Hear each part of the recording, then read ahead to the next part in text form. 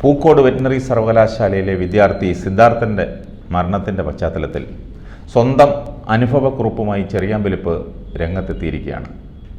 കുടുംബജീവിതം തന്നെ ഒഴിവാക്കേണ്ടി വന്നത് SFI കാരണമാണെന്നാണ് ചെറിയാമ്പലിപ്പ് തുറന്നു പറയുന്നത്. 1970കളിൽ KSU നേതാവായിരുന്നപ്പോൾ SFIയുടെ ക്രൂരമായ പീഡനത്തിന് നിരന്തരം ഇരയായി ജീവിക്കുന്ന രക്തസാക്ഷിയാണ് താനെന്നാണ് ചെറിയാമ്പലിപ്പ് അവകാശപ്പെടുന്നത്.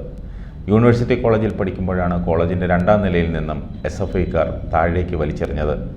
ഞാൻ ജീവിക്കുന്ന ഒരു രക്തസാക്ഷി എന്ന തലക്കെട്ടോടെയാണ് ചെറിയാമ്പലിപ്പ് ഫേസ്ബുക്കിൽ കുറിപ്പ് പങ്കുവച്ചത്. യൂണിവേഴ്സിറ്റി കോളേജിൽ പഠിക്കുമ്പോൾ കോളേജിൻ്റെ 2ാം നിലയിൽ നിന്നും SFIക്കാർ താഴേക്ക് വലിച്ചെറിഞ്ഞു. നട്ടലിനും സുഷുമ്നാകാണ്ഡത്തിനും ഗുരുതരമായ ക്ഷതമുണ്ടായതിനെ തുടർന്ന് അരയ്ക്ക് താഴെ നാഡീവ്യവസ്ഥയ്ക്കും കാലുകളിലെ പേശീവ്യൂഹത്തിനും ക്രമേണ ബലക്ഷയമുണ്ടായി. അതുകൊണ്ടാണ് കുടുംബജീവിതം ഒഴിവാക്കേണ്ടി വന്നത്. വർഷങ്ങളിലെ തുടർച്ചയായ അലോപ്പതി, ആയുർവേദ, അക്യുപങ്ക്ചർ ചികിത്സ കൊണ്ടാണ് ഇത്രയും നാൾ പിടിച്ചു നിന്നത്. വർഷങ്ങളായി വേഗത്തിൽ നടക്കാനോ ചവിട്ടുപടികൾ കയറാനോ പ്രയാസമാണ്. ശാരീരിക അവശതകളുടെ കടുത്ത വേദന പേറുമ്പോഴും മനഃശക്തി കൊണ്ടാണ് പൊതുജീവിതത്തിൽ സജീവമായി ഇപ്പോഴും നിലനിൽക്കുന്നത്.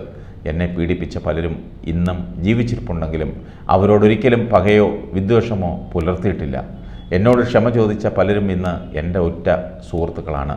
സിദ്ധാർത്ഥൻ്റെ ജീവിതം അപഹരിച്ച ക്രൂരത കണ്ടപ്പോൾ SFIയുടെ പഴയ കിരാതവാഴ്ച ഓർമ്മിച്ചെന്ന് മാത്രമെന്ന് പറഞ്ഞുകൊണ്ടാണ് കുറിപ്പ് അവസാനിപ്പിക്കുന്നത്. ഒട്ടേറെ പേരാണ് അനുകൂലിച്ചും പ്രതികൂലിച്ചും കുറിപ്പിനടിയിൽ പ്രതികരിച്ചിരിക്കുന്നത്. കൊല്ലത്തു നിന്നും ഒരാൾ കമൻ്റ് ചെയ്തിരിക്കുന്നത്, ഞാനും SFIയുടെ മർദ്ദനത്തിന് നിരവധി തവണ ഇരയായിട്ടുള്ളയാളാണെന്നാണ്.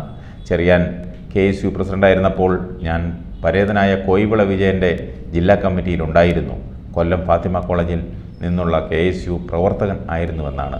കലാലയ രാഷ്ട്രീയത്തിൽ അടിയും ബഹളവുമൊക്കെ സർവ്വസാധാരണമാണ്. പക്ഷേ പണ്ടത്തെ പോലെയല്ല ഇപ്പോൾ. ക്രൂരമായാണ് എതിരാളികളെ നേരിടുന്നത്. പണ്ടത്തെ കലാലയ രാഷ്ട്രീയമല്ല ഇപ്പോഴത്തേത്. കലാലയ രാഷ്ട്രീയം അവസാനിപ്പിക്കേണ്ടതാണ്. വരും തലമുറയെങ്കിലും സമാധാനമായി പഠിക്കട്ടെ, അവർ ജീവിക്കട്ടെ.